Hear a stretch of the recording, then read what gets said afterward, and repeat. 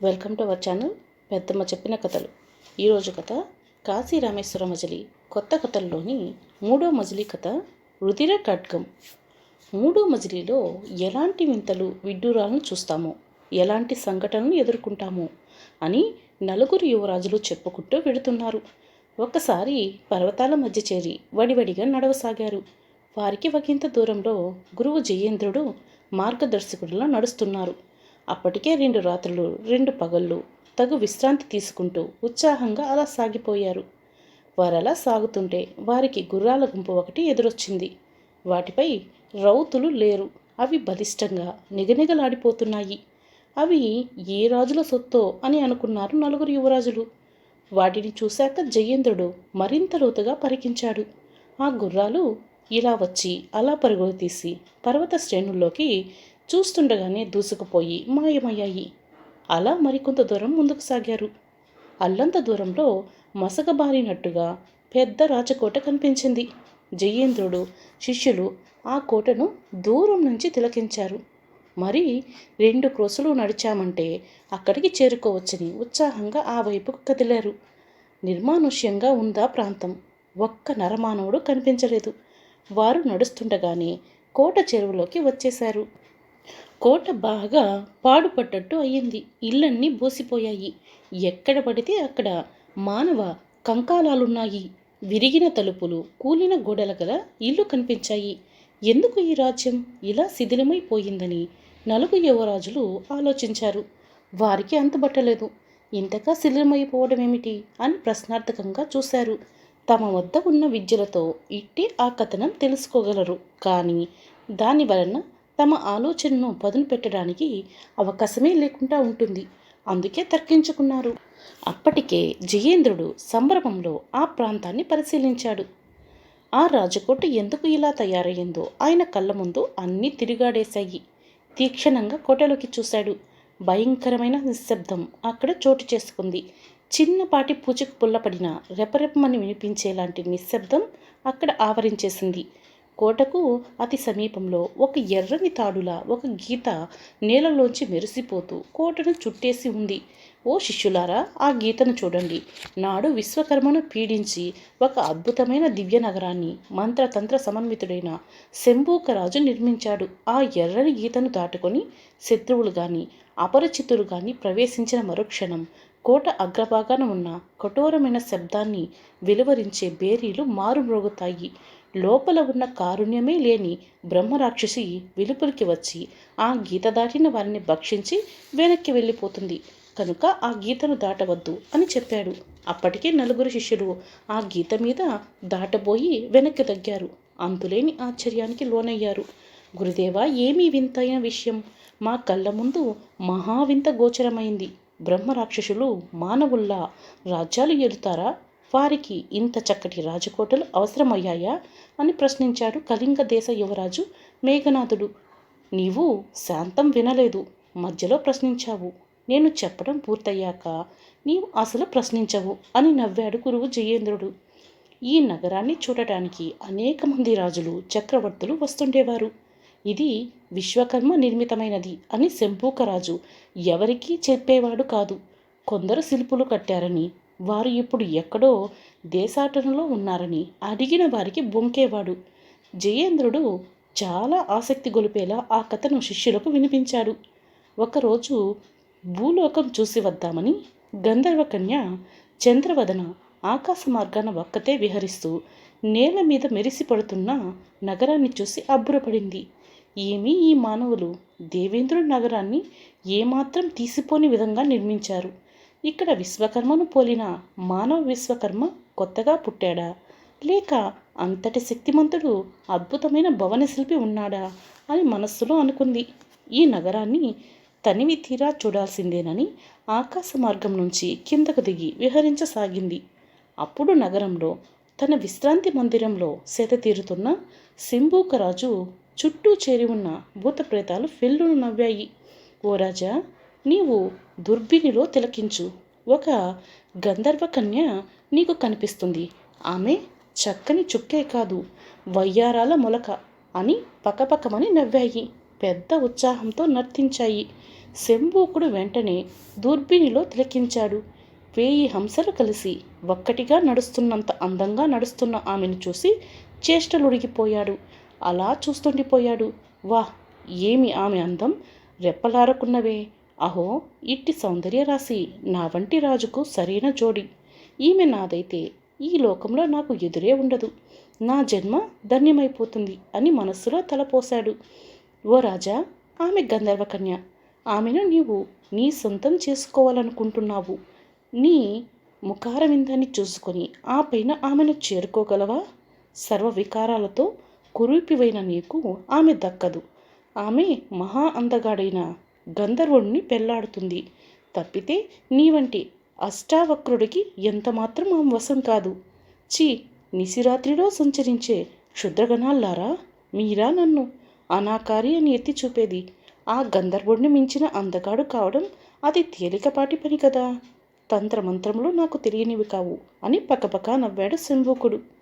ఆ మాటలకు భూతప్రేతాలు ఒకంత దిగులు చెందాయి. ఓ రాజా, మేము నీ సేవకులం. మమ్మల్ని అవహేళనగా చూసినా మేము బాధపడం. కానీ మేము నీ క్షేమం కోరిన వాళ్ళమే కనుక ఉన్నదున్నట్లే చెప్పాము. నీవు నిరభ్యంతరంగా మహా అందగడిగా రూపాన్ని మార్చుకోవచ్చు. కానీ చంద్రవదన తండ్రి విశ్వకేతుడు ముక్కోపి నిన్ను ఊరికే వదలడు.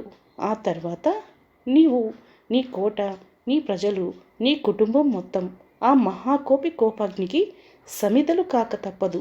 ఏకకంఠంతో అన్ని భూతప్రేతాలు ఉత్కంఠంగా చెప్పాయి. చంద్రవదనను తన దుర్బినిలో చూసిన తంత్రగాడైన శంభూకరాజు ఆ క్షణం నుంచి ఆమె ధ్యాసలోనే ఉండిపోయాడు. నగరంలో తిరుగుతున్న చంద్రవదన క్షణక్షణం మరింతగా ఉత్సాహపడింది. అబ్బో, ఎంత అందంగా ఉన్నాయి కట్టడాలు, శిల్పాలు, కొలనులు, తోటలు, పూతోటలు! ఇంతటి అందమైన నగరం ఎన్నడూ చూడనే లేదే అని ఎంతో మెచ్చుకుంది. ఆ వెంటనే కోట వెలుపల ఉన్న ఆకాశాన్నంటే జేగంటను చూసి, భలే, ఇట్టి నగరాన్ని నిర్మించుకున్న రాజు దర్శనం ఈ జేగంటతో కుదిరేనన్న మాట అని తాడు పట్టుకుని లాగింది. జేగంట మోగడంతో ఒక్కసారి శంభూకరాజు ఉలిక్కిపడ్డాడు. బలి, నేను కోరుకున్న ఆ గంధర్వకన్య తనంతట తానే నా దర్శనం కోరుతున్నది. ఇక ఆమె వద్దకు పోవాల్సిందే అని ఉత్సాహపడ్డాడు. ఆ వెంటనే తనకున్న మంత్రతంత్రాలతో తన రూపాన్ని మహోన్నతంగా తీర్చిదిద్దుకున్నాడు. అద్దంలో చూసుకుని మురిసిపోయాడు. వెర్రి చూపులు చూస్తున్న భూత ప్రేతాలను చూసి, ఎలా ఉన్నాడు మీ శంభూకరాజు? గంధర్వులనే తలదన్నేలా లేనా అని ప్రశ్నించాడు.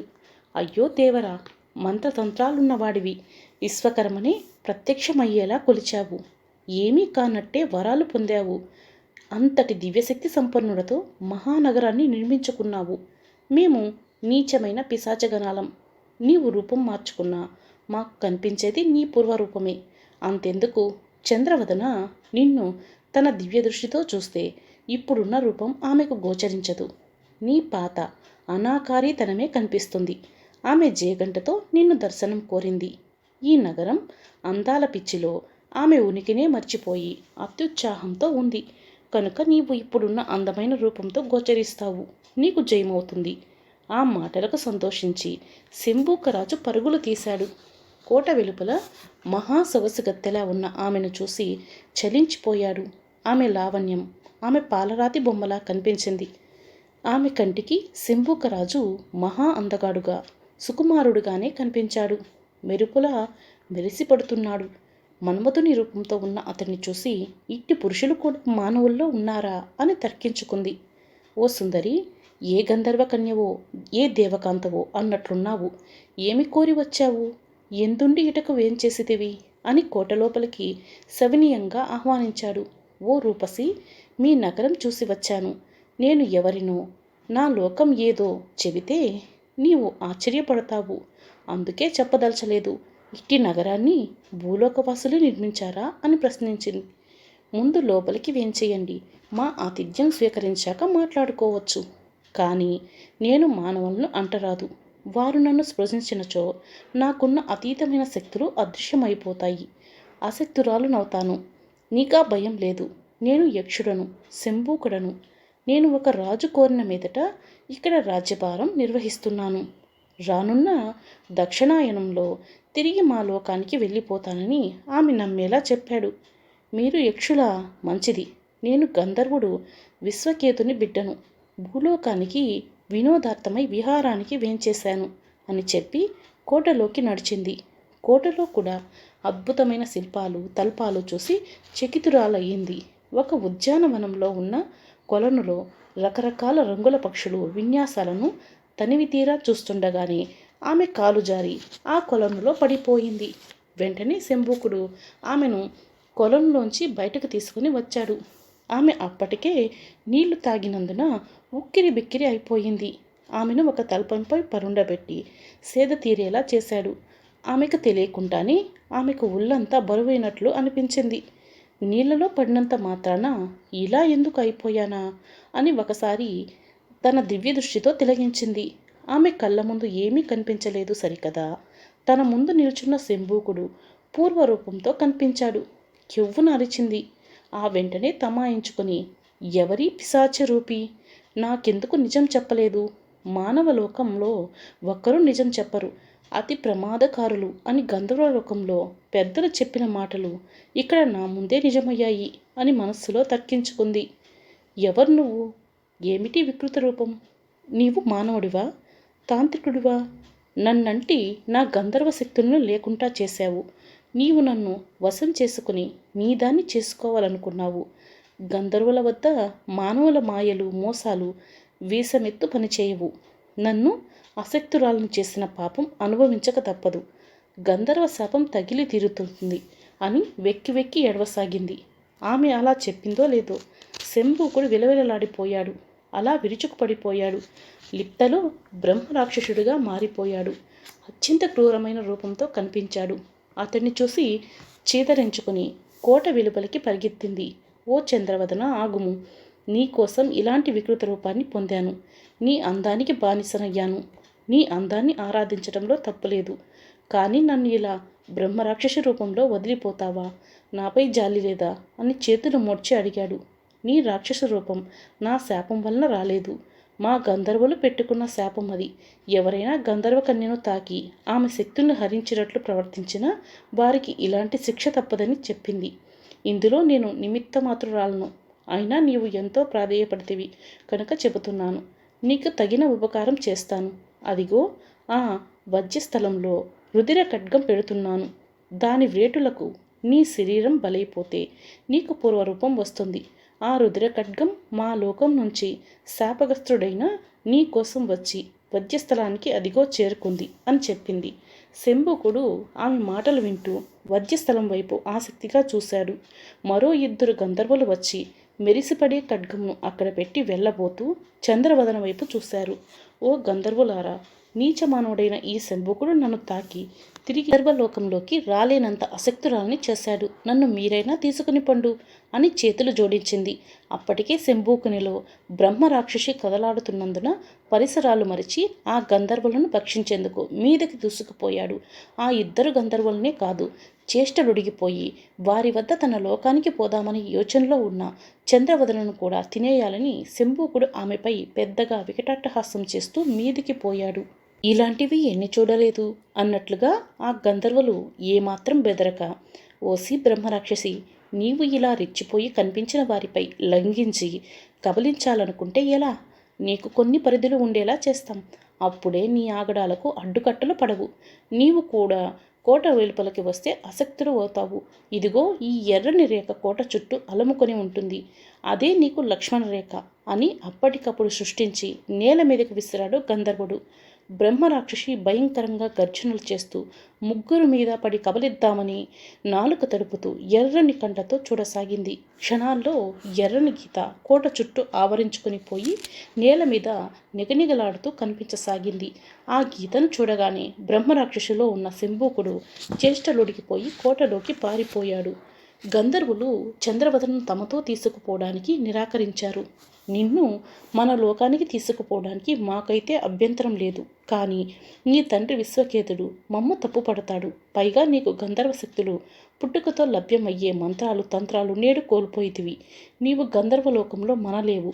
నీకు మునుపటి శక్తులు వచ్చాకని మన గంధర్వలోకానికి రాగలుగుతావు.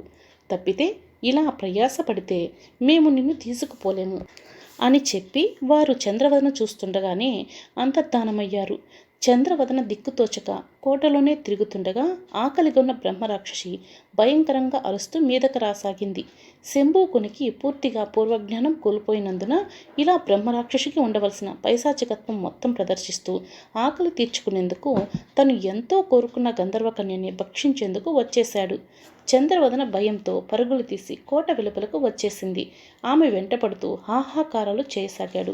కోట వెలుపల ఎర్రని రక్షరేఖ మెరిసిపడుతూ కనిపించింది. చంద్రవదనకు తాను రక్షింపబడడానికి ఆ గంధర్వులు ఏర్పాటు చేసిన రక్షరేఖను చూసి మురిసిపోయింది. వెంటనే ఆ రేఖను దాటుకొని శిథిల నగరంలోనికి పరుగులు తీసింది. ఆమె వెనకనే తరుముకుంటూ వచ్చిన బ్రహ్మరాక్షసికి రక్షరేఖ గుర్తుకు రానందున పెద్ద అంగలతో దాటేయటంతో ఉవ్వెత్తున మంటలు రేగిపోయి అగ్నికీలలు ఆక్రమించాయి. పెడబొప్పులు పెట్టి తిరిగి కోటలోకి పరుగులు తీసిందా ఆకలిగొన్న బ్రహ్మరాక్షసి. కోటలో తాను బందీగా ఉన్నాను, ఇక రక్షరేఖను దాటుకొని లోపలికి వచ్చేవారిని సుష్టుగా మింగేయచ్చు అని కోటలో పొంచి దాక్కొని ఆకలితో విలవిలలాడిపోసాగిందా బ్రహ్మరాక్షసి. అద్భుతంగా కనిపించే శిథిలమైన కోటను చూడడానికి వచ్చిన బాటసారులను, అడవిలో తప్పిపోయిన ఆటవిక మృగాలను రక్షరేఖ దాటగానే బ్రహ్మరాక్షసి వారిని కబలించేసి తన ఆకలి తీర్చుకోసాగింది. ఇలా చాలా కాలంగా సాగిపోతోంది. మరోవైపు చంద్రవదన ఆ కోటలో ఒక ఉద్యానవనంలో తలదాచుకుంది. ఆమె ఎవరికంటా పడకుండా అజ్ఞాతవాసంలోనే ఉంది. రాత్రివేళ, అది నిండు పున్నమి వేళ, ఉద్యానవనంలో ఉన్న వెండి వెలుగులు చిమ్మే కొలను ఒడ్డున కూర్చొని తన జీవితం ఇలా అయిపోయినందుకు దుఃఖితురాలయ్యి విచారవదనంతో నింగిలోకి చూస్తూ గంధర్వలోకం నుంచి ఎవరైనా వచ్చి తనను ఆదుకుంటారనే ఆశలో ఆమె కాలం వెళ్లదీయసాగింది. ఆమె నవయవ్వనవతి. తనపై తనకు ఎలాంటి నమ్మకం లేకుండా నిత్యం చింతాకాంత్రయి రోజులు వెళ్లదీస్తోంది. కోరి కోరి భూలోకమునకు వచ్చి తిని అని నిత్యం మదనపడుతూనే ఉంది. ఆమె వెన్నురు రాత్రయందే ఆ కొలనందు కూర్చొనుండేది. ఆ పైన చీకటి రాత్రయందు మాత్రం ఉద్యానవనంలో ఒక కుటీరంలో గడిపేది.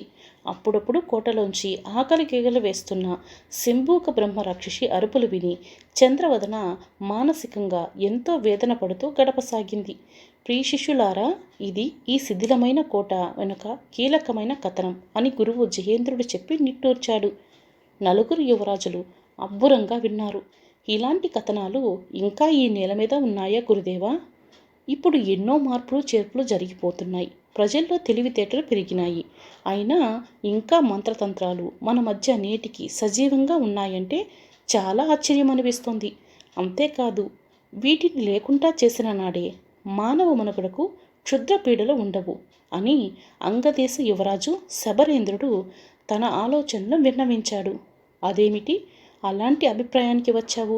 శబరేంద్ర, నీవు నేర్చుకున్న విద్యల్లో మంత్రతంత్ర విద్యలు ఎక్కువగా ఉన్నాయి. అలాగే మనిషి కొలిచే దేవుడు ఒకవైపు ఉండగా మరోవైపు సైతాను, పిశాచగణాలు ఉండనే ఉంటాయి. ఇందులో ఆశ్చర్యపడాల్సింది లేదు. నీవు ఎంతో ఇష్టపడి నేర్చుకున్న మంత్రతంత్ర విద్యల మాటేమిటి? ఒకసారి చెప్పు వింటాను అని గురుదేవుడు జయేంద్రుడు అడిగాడు. కలియుగంలో ఏదేదో జరిగిపోతుందని విన్నాను. కానీ గురుదేవా, ఇంతటి అందమైన కోటలో పిశాచగణమైన ఒక బ్రహ్మరాక్షసి నివాసం ఏర్పరచుకొని ఉండడమా? ఇంకనూ ఇలాంటి పేదరాశి పెద్దమ్మ కథలకు కాలం చెల్లుబాటు కాలేదు, సాగిపోతూనే ఉన్నాయి. అందుకే మిమ్మల్ని అలా ప్రశ్నించాను, మన్నించండి తల వంచుకొని చెప్పాడు శబరేంద్రుడు. ఇవన్నీ సహజం నాయనా. ఇప్పుడు తక్షణ కర్తవ్యం ఒకటుంది. అదేమిటంటే అటు చూడండి, ఒక ఎత్తైన వేదికలా కనిపిస్తోంది. అది తప్పు చేసిన వారికి జనాల సమక్షంలో తల నరికి చంపే వేదిక. అక్కడ తలారులు వాడుకునే అతిపెద్ద వేటు కత్తి ఉంది. ఇప్పుడు రాజే లేడు, రాజ్యం లేదు, అలాగే జనాలు నశించిపోయారు. భూత మాంత్రికుడు లాంటి శంభూకుడు పాలనలో చాలామంది జనాలు వలసపోయారు. చివరికి అందమైన కోటలో శంభూకుడు ఒక్కడే తను సాధించి తెచ్చుకున్న భూతగణాలతో జీవితం కొనసాగించి చివరికి గంధర్వుల వలన బ్రహ్మరాక్షసుడయ్యాడు. నలుగురు యువరాజులు చెవులు రిక్కించి గురుదేవుడు చెప్పింది విన్నారు. మీలో ఒకడు ఆ వత్యస్థలంలో ఉన్న గంధర్వ కత్తిని తీసుకుని ఆ రక్షణ రేఖను దాటుకుని వెడితే చాలు, ఆకలితో కోటలోంచి ఎదురు వచ్చే బ్రహ్మరాక్షసుని ముక్కలుగా నరికేయాలి. దాంతో పీడ పోతుంది. అల్లంత దూరంలో ఉద్యానవనంలో కాలం గడుపుతున్న గంధర్వ కన్య చంద్రవదనకు బ్రహ్మరాక్షసి పీడ విరగడవుతుంది. అందుకు మీలో సమర్థుడెవరు అని గురువు జయేంద్రుడు అడిగాడు. గురుదేవా, మీ ఆజ్ఞకు ఆదేశానికి బద్దులం. ఎవరిని పంపుతారో అది మీ ఇష్టం. వెళ్ళి కార్యం జయం చేసుకుని రమ్మంటే సత్వరం చేసుకుని రాగలం. వంగదేశ రాకుమారుడు రుద్రేశ్వరుడు మనవి చేశాడు. అయినచో మేఘనాథుడే ఈ కార్యం చక్కబెట్టాలి. ఇది గురువాజ్ఞ అని జయేంద్రుడు తెలిపాడు. అందుకు రుద్రేశ్వరుడు గురుపాదాలకు నమస్కరించి వధ్యస్థలంలో ఉన్న గంధర్వ కత్తిని నమస్కరించి అందుకున్నాడు. ఆ కత్తికి రక్తపు చారలు అంటుకొని ఉన్నాయి. ఆ కత్తిని చూస్తూనే గురుదేవునికి తన సహచర యువరాజులకు చూపాడు. వారు కూడా ఆ రక్తపు చారలు చూశారు. నాయనా రుద్రేశ్వర, ఇది ఈనాటి కత్తి కాదు, ఒక యుగం గడిచిపోయింది. నాటి నుంచి గంధర్వులను అపవిత్రం చేసే మానవులను చెండాడుతూనే ఉందా కత్తి. అందుకే దానికి రుధిరధారలు అంటుకొని అలా కత్తి మీద ఎండిపోయాయి. ఇక నీవు కార్వోన్ముఖుడివి కమ్ము అని చెప్పి పంపాడు. కోటకి చుట్టూ ఉన్న రక్షణ రేఖకు నమస్కరించి దాటాడు రుద్రేశ్వరుడు. ఆ మరుక్షణం కోటలోంచి పెద్దగా ఆవులింతలు వినిపించాయి. ఏనుగుల మంద పరుగు పరుగున వస్తున్నంత శబ్దం అయ్యింది. బ్రహ్మరాక్షసి కోటలోంచి తటాలున వెలుపలికి వచ్చి ఎదురుగా రక్షణ రేఖ దాటుకొని వచ్చిన యువ కిశోరం రుద్రేశ్వరుని చూసి నోరు బాకాలా తెరిచాడు. అరే, గీత దాటుకొని వచ్చి నాకు ఆహారం కావాలనుకుంటున్నావు. మంచి పోతరించిన కన్నె యువకుడివి, కరకరలాడించేస్తాను అని మీదకు దూకిందా బ్రహ్మరాక్షసి. రుద్రేశ్వరుడు కత్తిని జులిపించి విపరీతంగా వ్రేటులు వేశాడు. చూస్తుండగానే బ్రహ్మరాక్షసి తుండేలుగా విడిపోయి నరకబడ్డ గుట్టల్లా పడిపోయింది. క్షణాల్లో ఆ ప్రాంతంలో పెను తుఫాను సద్దుమణిగినట్లు అయింది. ఈ బ్రహ్మరాక్షసి పీడ విరగడయ్యింది. ఆ బ్రహ్మరాక్షసిలో ఉన్న శంభూకుడు కూడా మరి జీవాలు పోసుకోలేదు. ఇక ఈ కోటకు అన్ని మంచి రోజులే రానున్నాయి చెప్పాడు గురుదేవుడు జయేంద్రుడు. ఈ కోటకు అల్లంత దూరంలో ఎదురుపడిన గుర్రాల గుంపు దుమ్ము రేపుకుంటూ టకటకటక శబ్దాలతో వచ్చి కోట తలవాకిలి వద్ద నిలబడ్డాయి. గుర్రాలు ఇలా రావడం శుభసూచకం. కోటలోంచి వలసిపోయిన వారంతా వచ్చి చేరుతారు. ఇక మనం ఉద్యానవనంలో తలదాచుకున్న చంద్రవదనను కాపాడాలి చెప్పి అటువైపు నడవసాగాడు జయేంద్రుడు.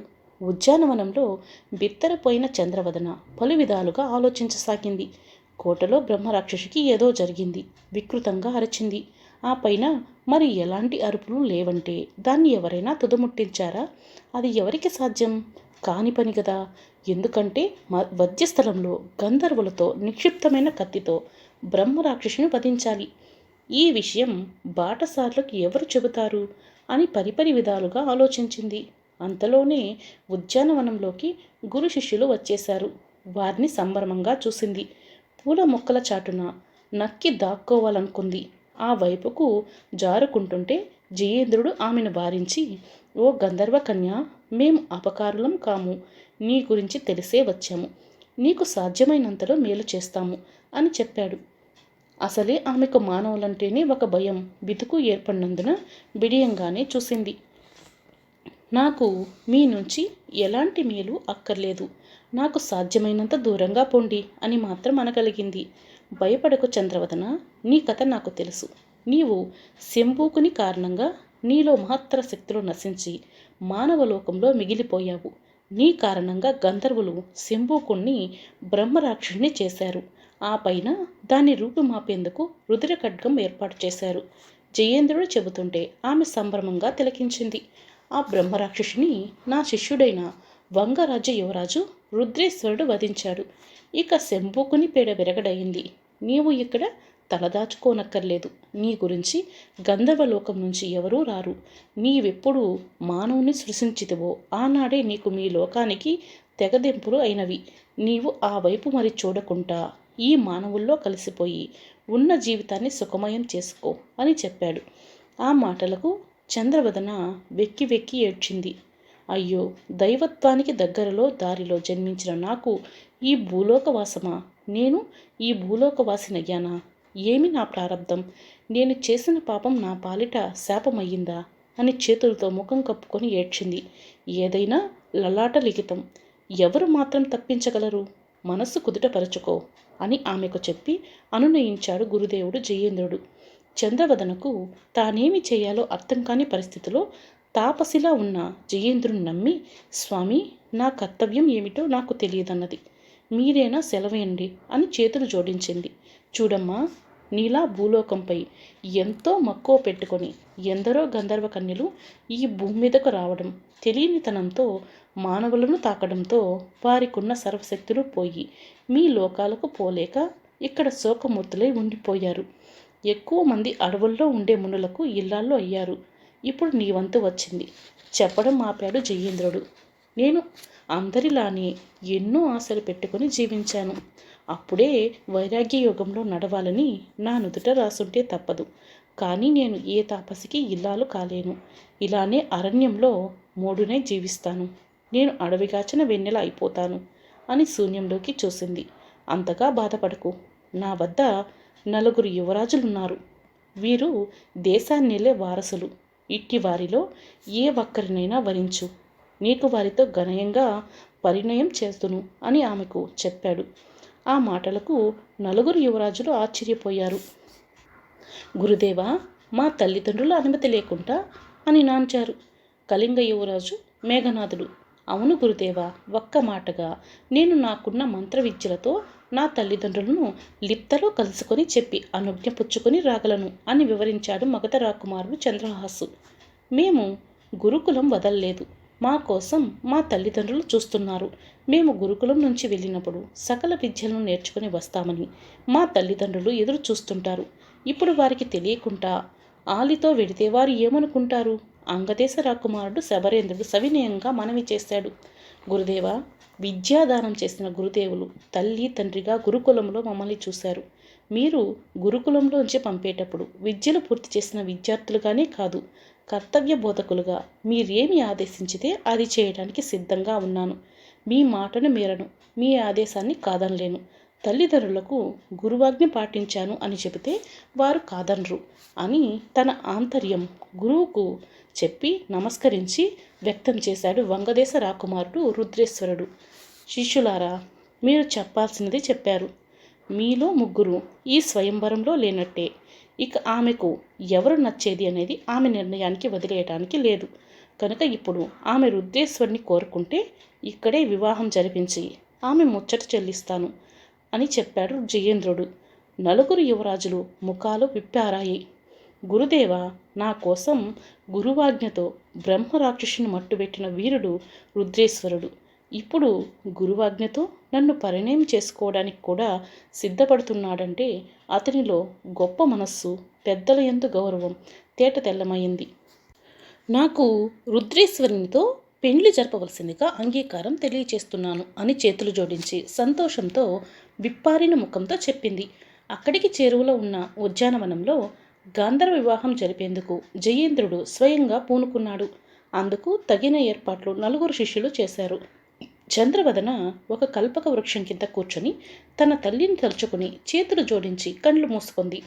అమ్మా, నాకు ఈరోజు భూలోకవాసితో పెండ్లికి పెద్దలు నిర్ణయించారు. నీ ఆశీర్వాదాలు కావాలినమ్మా పూడుకుపోయిన గొంతుతో అర్థించింది. ఎలాంటి బదులు లేనందున మరింత దుఃఖితి అయి పెద్దగా రోధించింది. ఆమెను చూసి గురు శిష్యులు జాలిపడ్డారు. నీవు జరిగిన దాన్ని తలుచుకొని మరి దుఃఖించవద్దు. సంతోషంగా గడిపే జీవితాన్ని మాత్రమే తలుచుకో. గురువు హితంబు చెప్పాడు. స్వామి, పెంచి పెద్ద చేసిన తల్లి తండ్రి ఇంత కఠినంగా వ్యవహరించవచ్చా? ఆ కుటిలుడు శంభూకుడు తాకి నన్ను నా తల్లిదండ్రులతో ఎలాంటి సంబంధాలు లేకుండా చేశాడు. ఒక అనాథ పెండ్లి జరిగినట్లు జరుగుతున్నందుకు విచారం కాక మరేముంది స్వామి. శిష్యులారా, ఈమెను సంతోషపెట్టేందుకు మీ వంతు సాయం మీరు అందించండి అని గురువు ఆదేశించాడు. 4 రాకుమారులు నలుదిక్కుల వైపు నేలపై కూర్చొని కండ్లు మూసుకొని మంత్రోచ్చారణలోకి జారుకున్నారు. చంద్రవదన ఆ 4 చేష్టలుడిగి మరీ చూసింది. గురువు జయేంద్రుడు శిష్యులను రెప్పలార్పకుండా చూశాడు. రుద్రేశ్వరుడు మహాకుండలిని శక్తితో చంద్రవదనను ఆకాశ మార్గాన ఆమె ఇంటికి వెళ్ళేలా చేశాడు. క్షణంలో ఆమె గంధర్వలోకంలో తన ఇంటికి వెళ్ళి గుమ్మంలో ఆగిపోయింది. తన తల్లి తన కోసం తప్పించిపోతున్న తీరును చూసి తల్లి ఎదుట నిలబడింది. కూతుర్ని చూడగానే ఆ తల్లి లేచి వచ్చింది. నిజంగా చంద్రవదనమేనా? ఎలా రాగలిగావు? నీకు పూర్వశక్తులు వచ్చేశాయా? అని కూతురు చంద్రవదనను పట్టుకుని ముద్దులతో నింపేసింది. తల్లికి విషయం చెప్పింది. నరలోక రాజా, నిన్ను పరిణయం చేసుకుంటున్నది సంతోషం. ఏమైపోయావో, ఎన్ని బాధలు అనుభవిస్తున్నావో అని తల్లడిల్లిపోయాను. ఇక నీకు నా వంతు పెండ్లి కూతుర్ని చేసి సాగనంపుతాను అని క్షణాల్లో ఆ పని పూర్తి చేసింది. తల్లి దీవెనలు పొంది వెనక్కి వచ్చేసింది చంద్రవదన. ఆమె ముఖంలో 1000 సూర్యుల వెలుగులు చిమ్మాయి. కండ్లు మూసుకొని మంత్రోచ్చారణలో ఉన్న కాబోయే భర్త రుద్రేశ్వరుని చూసి ముచ్చటపడింది. మరోవైపు ముగ్గురు యువరాజులు తమ మంత్రశక్తులతో పాకం పందిళ్లు వేశారు. గురుకులంలో తమతో పాటు విద్యలను అభ్యసించిన వారినందరినీ మంత్రశక్తితో రావించి వారి సమక్షంలో వివాహం జరపడానికి అన్ని ఏర్పాట్లు క్షణాల్లో చేశారు. గురువు జయేంద్రుడు చాలా ఆనందించాడు. శిష్యులు నేర్చుకున్న విద్యలను ఎక్కడ ఏ విధంగా వాడుకోవాలో తెలుసుకునేటంత విజ్ఞులు కావడంతో ఆయన మనస్సు ఉప్పొంగిపోయింది. చూస్తుండగానే పెండ్లి ఏర్పాట్లు జరిగిపోయాయి. వీళ్ళు మానవుల లేక మావలే దేవతల? ఇన్ని మహిమాన్వితమైన విద్యలు ఎలా ఒంటికి పట్టించుకున్నారు? నా అదృష్టం బావుండి వీరిలో ఒకరిని వివాహం చేసుకునే శక్తి ఈ గురుదేవులు ప్రసాదించారని చంద్రవదన మనస్సులో అనుకుని ఎంతో మురిసిపోయింది. ఆ వెంటనే ఆ ఉద్యానవనంలో గాంధర్వ వివాహం జరిగింది. చంద్రవదన, రుద్రేశ్వరుడు ఇద్దరు దంపతులయ్యారు. ఆ మధ్యాహ్నం కళింగ యువరాజు మంచి విందునియ్యాలని ఆ దగ్గర అడవులకు పోయి తినదగ్గ ఆహారాలన్నీ మూట కట్టుకుని వచ్చాడు. ఆ పైన తమ మంత్ర ప్రభావంతో అనేక రకాల రాజభోజనాలు సృష్టించి మరీ విందు ఇచ్చాడు. ఆ సాయంత్రమే గురువు జయేంద్రుడు శిష్యులను కొత్త దంపతులను ఉద్దేశించి మాట్లాడాడు. నాయన వంగదేశ రాకుమార, నీవు గృహస్థువయ్యావు. మనం సాగే దేశాటనలో కాశీ రామేశ్వర యాత్రలో ఇప్పటికీ మనం పలు యాత్రలతో పాటు కాశీ విశ్వేశ్వరుని దర్శనం చేసుకున్నాము. అలాగే పూరి జగన్నాథునితో పాటు అనేక క్షేత్ర దర్శనాలు చేసుకుంటూ సాగుతున్నాము. మధ్యలో వింతలు విడ్డూరాలు తిలకించాము. అందులో 3 మహావింతలు కనుగొన్నాం. వాటిల్లో మహాశిల్పి సారంగుని కథ, కఠిన శిలకు సజీవ నేత్రాలు, రుధిర కట్కం వంటి గొప్ప వింతైన కథల్లో మనం కూడా ప్రవేశించాం. వాటికి తరుణోపాయాన్ని చెప్పగలిగాం. ఇందులో మీ నలుగురు విజ్ఞతను ప్రదర్శించారు. ఇలాంటి విజ్ఞతతోనే మీరు మున్ముందు సాగితే మీకు ఎదురుండదు. గురువు చెబుతుంటే నలుగురు శిష్యులు సంతోషంతో చూశారు.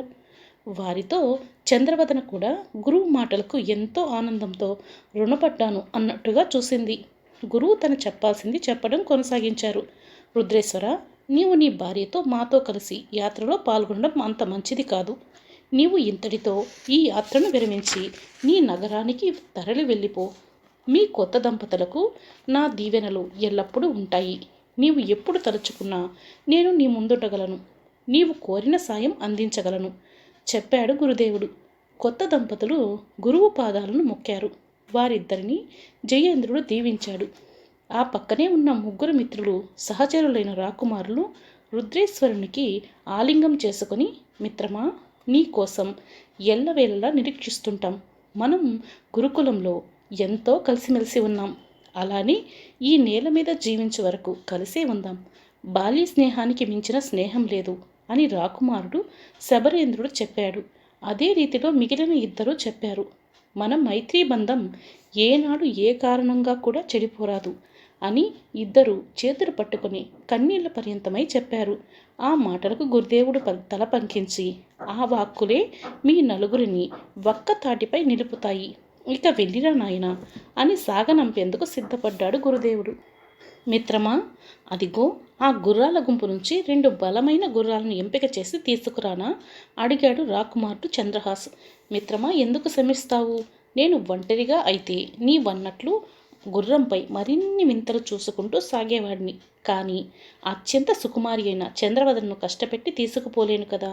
అందుకు నాకు ఇష్టమైన పక్షుల్లో మేటి అయిన చక్రవాంగనను పక్షుల రూపంలో ఇద్దరం సూర్యాస్తమయం నాటికి నా నిజనగరానికి చేరుకుంటాం చెప్పాడు రుద్రేశ్వరుడు. చక్రవాకంగన పక్షుల రూపంలో మీరు జాగ్రత్తగా మీ నగరానికి చేరుకోండి అని చెప్పారు గురుదేవులు. అరే మిత్రమా, ఏదో అనుకున్నాం. మా సోదరి చంద్రవదనపై అప్పుడే ఇంత ప్రేమాభిమానాలు పెంచుకున్నావన్నమాట.